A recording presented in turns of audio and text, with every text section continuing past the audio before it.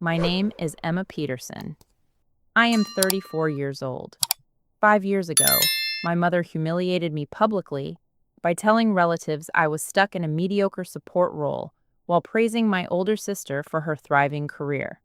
But everything is crashing down right now in the hospital waiting room in Columbus after my father collapsed at dinner because my mother looked me dead in the eyes and said I had never amounted to anything useful and was only dragging the family down in this crisis. My stomach dropped, but a fierce resolve hit me hard. I would no longer hide my true achievements and would finally expose her toxic judgments for what they were. If you have ever been torn down by your own mother at the worst possible moment, please like this video and tell me in the comments what your family emergency revealed about them. It helps to know I am not alone. The doctor finally came out with an update that my father would need stents, but was stable for now. I sat there trying to process everything while my mother paced the waiting area like she owned the place. She stopped right in front of me and delivered the next blow without missing a beat.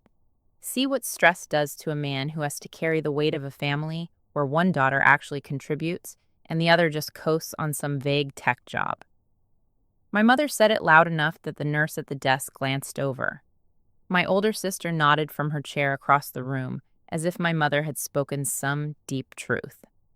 My older sister had always been the one my mother held up as the example, the real estate agent with the thriving business and the perfect life.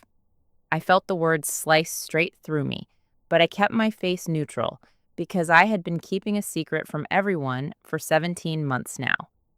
I had never told my mother the full truth about my work as a senior software architect at one of the biggest firms in Central Ohio. I earned $52,000 a month before taxes from a combination of salary stock options and 2 patents I held on system optimization tools I had developed early in my career. I had spoken at national industry conferences twice the previous year alone. But my grandmother, Eleanor Hayes, had taught me something profound before she passed away when I was 26. She lived simply despite her own quiet success and left me a letter that said, "A person's true character only shows when they believe you have nothing to offer them." So when I started dating Alexander Green 17 months earlier, I let everyone, including my mother, assume I was in a basic support role. Alexander worked as a marketing manager for his family's auto supply chain, and my mother had pushed the relationship hard from the start because she thought it might finally give me some direction.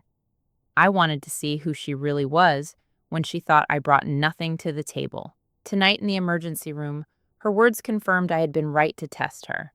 My father had been recovering at home for only a few days when my mother insisted on a small family get-together to celebrate. Alexander came with me to my parents' house in the Columbus suburbs, and I arrived in my usual modest navy dress and simple flats. My mother greeted him with a